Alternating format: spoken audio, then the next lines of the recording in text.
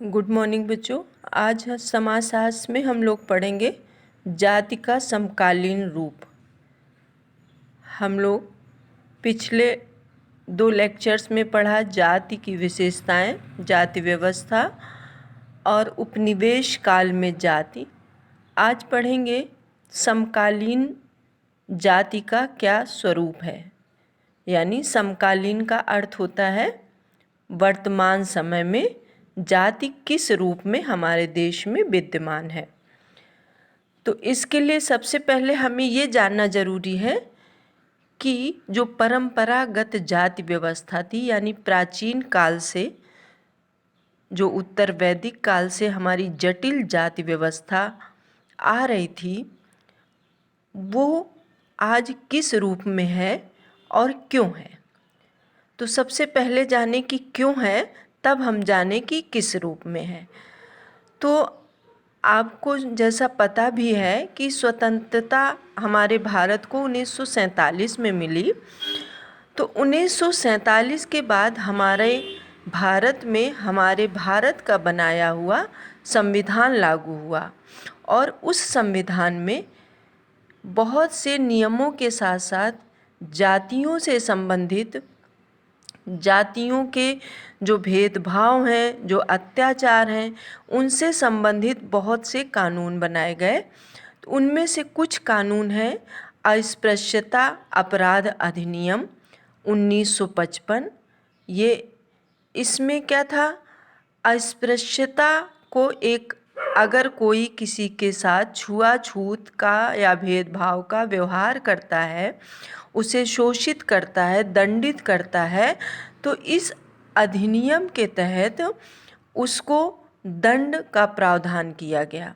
उसके बाद विशेष विवाह अधिनियम, हिंदू विवाह अधिनियम, इन दोनों जो कि क्रमशः 54 और 55 में बने थे।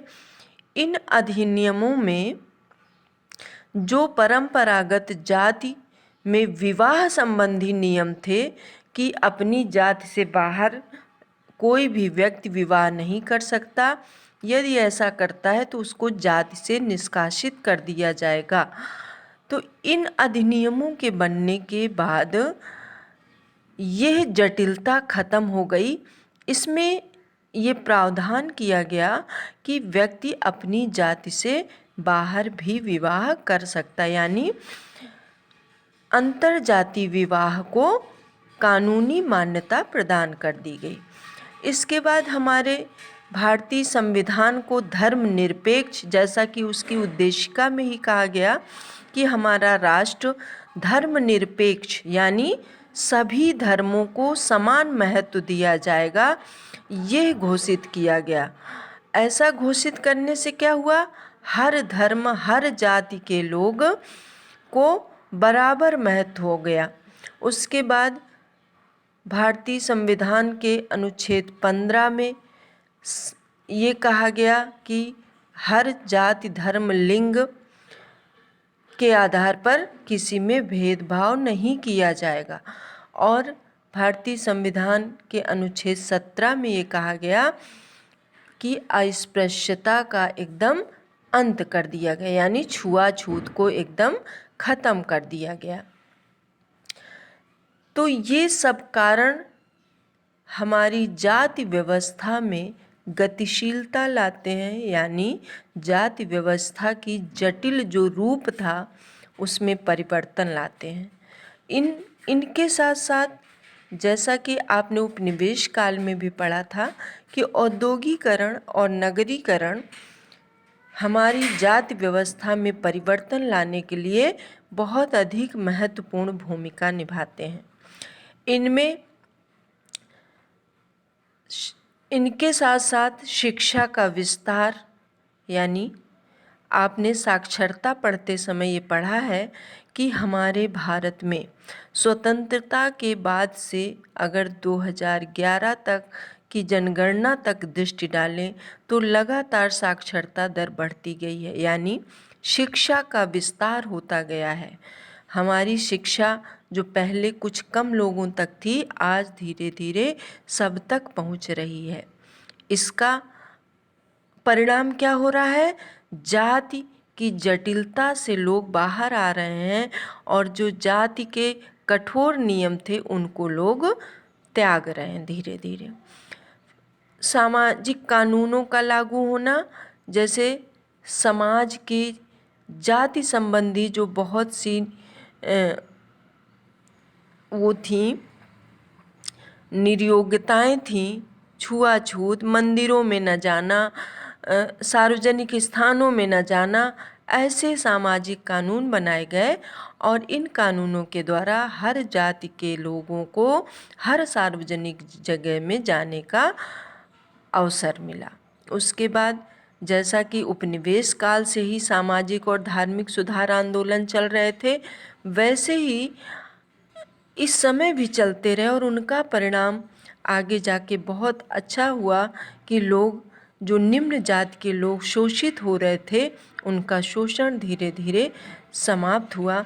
इसके लिए बाबा भीमराव अंबेडकर, ज्योतिबा फूले जैसे लोगों ने और महात्मा गांधी, इन सब ने बहुत बड़ा योगदान दिया। इन सब के आंदोलन का परिणाम हुआ कि जाति संबंधी जो विभेद थे वो कम होने लगे। उसके बाद पश्चिमीकरण, यानी पश्चिम के देशों का अनुकरण करना, यानी भारत के लोगों ने पश्चिम के देशों की जीवन शैली यानी खान पान, रहन सहन, वस्त्र, जीने का तरीका, इन सब की नकल करना प्रारंभ कर दिया। चूँकि पश्चिमी देशों में जाति व्यवस्था संबंधी कोई प्रावधान नहीं थे, इसलिए भारत में भी जाति व्यवस्था के बंधन ढीले पड़ने लगे। उसके बाद एक और कारण था आधुनिक पेशों का विकास। औद्योगिकरण के कारण जो परंपरागत कृषि और जजमानी व्यवस्थाएं थीं, जो जाति आधारित व्यवसाय थे, उनको छोड़ करके जातियां नए नए व्यवसायों और नए नए पेशों का अनुकरण या चुनाव करने लगी। स्थान गतिशीलता, यानी व्यक्ति एक स्थान से दूसरे स्थान में नौकरी या पेशे करने के लिए जाने लगा, इसे ही कहते हैं स्थान गतिशीलता। इसी के साथ साथ पहले व्यक्ति, यानी जो व्यक्ति जिस जाति में जन्म लेता है, वो एक समूह का समूह महत्वपूर्ण था। आज क्या हो गया, बाजार की अर्थव्यवस्था हो गई। यहाँ पर अब जो है धन और व्यक्ति का महत्व अधिक बढ़ गया, यानी एक जो जाति की सामूहिक भावना थी, उसके स्थान पर धन और व्यक्ति का महत्व बढ़ जाने के कारण व्यक्ति अब परंपरागत पेशों को छोड़कर किसी भी माध्यम से धन कमाने के लिए अधिक महत्व देने लगा। इसका अर्थ ये हुआ कि हमारी जाति व्यवस्था की संरचना और कार्यों में दोनों में परिवर्तन आने लगे। औद्योगिकरण ने क्या किया, आज औद्योगिकरण बहुत ज़्यादा विस्तृत रूप में भारत में फैल गया है। इसकी वजह से लोगों को नए नए रोजगार मिलने लगे हैं और उद्योगों में कार्य करने के लिए कोई भी जाति संबंधी नियम लागू नहीं किए जाते। कभी भी ये नहीं कहा जाता कि इस जाति के लोग इतने भर्ती किए जाएंगे या इस जाति के इतने। जो भी व्यक्ति जो भी कार्य करने में कुशल है, उस कार्य के लिए उद्योगों में उसको नौकरी मिल जाती है। इसके बाद हम देखते हैं कि आज जो जातियां हैं उनमें क्या हो रहा है, जो पहले था कि समूह में वो रहती थी, आज नगरीकरण के कारण क्या हो रहा है, आप स्वयं देखते होंगे कि एक ही मकान में कई जाति के लोग किराए में रहते हैं, एक साथ रहते हैं और आपस में वो किसी भी समारोह में भाग लेते हैं, साथ में खाते पीते हैं, साथ में उठते बैठते हैं। यानी नगरीकरण और औद्योगिकरण के कारण जाति की जो एक पृथक्कृत व्यवस्था थी, यानी जो अलगाव रहने की व्यवस्था थी, वो धीरे धीरे खत्म हो रही है। आधुनिक शिक्षा प्राप्त जो भारतीय हैं वो व्यक्तिवाद और योग्यता तंत्र को अधिक महत्व दे रहे हैं और इसकी ओर आकर्षित हो रहे हैं। इसके कारण क्या हो रहा है कि जो अतिवादी जाति मान्यताएं और व्यवहार थे उनको छोड़ने लगे हैं। इसका तात्पर्य क्या हुआ कि लोग आज आधुनिक शिक्षा प्राप्त कर रहे हैं, सभी लोग शिक्षित हो रहे हैं। आप स्वयं देखिए, आपकी ही कक्षा में आप कभी भी किसी से दोस्ती किसी जाति के आधार पर नहीं करते हैं। आपको जिसके विचार अच्छे लगते हैं उससे आप दोस्ती कर लेते हैं। यानी कि लोग शिक्षित हो करके अब व्यक्ति कैसा है और व्यक्ति की योग्यता क्या है इसका महत्व देने लगे। जाति का महत्व खत्म हो रहा है। इसी के साथ साथ जाति का जो धार्मिक आधार था वो भी टूट रहा है। यानी कि जैसे पहले कहते थे कि जो पठन पाठन का कार्य करेगा वो उच्च जाति में जाएगा, जो साफ सफाई काम करेगा वो निम्न जाति में जाएगा। आज एकदम उल्टा हो रहा है। आप स्वयं देखिए, सफाई कर्मियों की जो वैकेंसी आती हैं इसमें हर जाति का व्यक्ति भाग एप्लीकेशन डालता है, जिसका भी चयन हो जाता है। आप आज देखिए उच्च जाति के लोग भी सफाई कर्मियों की नौकरी कर रहे हैं। यानी जो धार्मिक आधार था कि व्यक्ति का उच्च शुचिता वाले कार्य जो करेगा, जो उच्च कोटि के कार्य करेगा वो उच्च जाति में होगा, ये समाप्त हो रहे हैं। उसके बाद जाति व्यवस्था, अगली बात हम ये कह सकते हैं कि जाति व्यवस्था समाप्त तो नहीं हो रही है, परंतु आधुनिक परिवर्तनों के साथ पर्याप्त सामंजस्य कर रही है। अगर आज हम ये आपसे पूछें कि क्या परंपरागत जो जाति व्यवस्था थी वो समाप्त हो गई है, तो बिल्कुल नहीं, समाप्त एकदम नहीं हुई है, क्योंकि आज भी जाति व्यवस्था है। हाँ, उसके जो कठोर नियम थे, जैसे विवाह संबंधी कि अपनी ही जात में विवाह करना है, वो परिवर्तित होने लगा है। आज बहुत सी जातियां अंतर जाति यानी अपनी जात से बाहर इंटर कास्ट मैरिज कर रही हैं। आप स्वयं देखते सुनते होंगे अपने आसपास। इसी के साथ साथ खान पान में कोई प्रतिबंध नहीं रह गया। हर जाति के लोग हर जातियों के साथ खाने पीने लगे हैं, उठने बैठने लगे हैं। इसी के साथ पेशे संबंधी कोई प्रतिबंध नहीं रह गए हैं।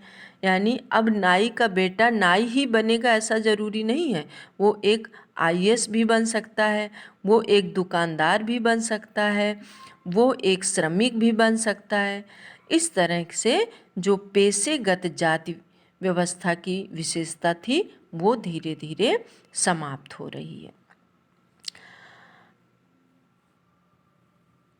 उसके बाद हम देखते हैं कि यद्यपि ये सारे परिवर्तन हो रहे हैं, लेकिन ये परिवर्तन भी आजकल सभी लोगों में एक साथ देखने को नहीं मिल रहा है।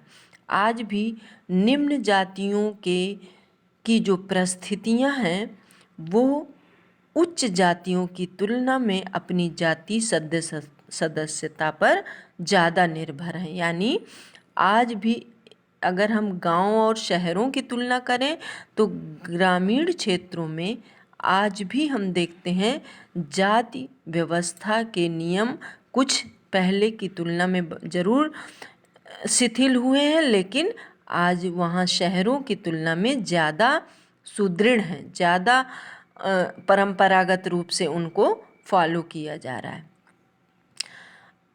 जो पिछड़ी जातियां हैं या जो दलित हैं, इनको समानता प्रदान करने के लिए आज हमारे विभिन्न प्रकार के कानून बनाए जा रहे हैं, जैसे आरक्षण संबंधी कानून।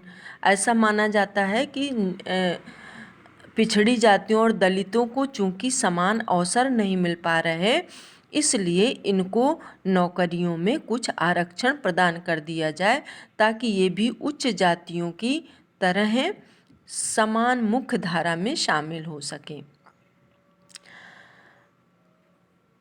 इसके बाद हम आजकल एक नया रूप जाति व्यवस्था का देख रहे हैं कि जाति व्यवस्था के बंधन तो ढीले पड़ रहे हैं, लेकिन जो जाति व्यवस्था थी आज एक नए रूप में उभर रही है।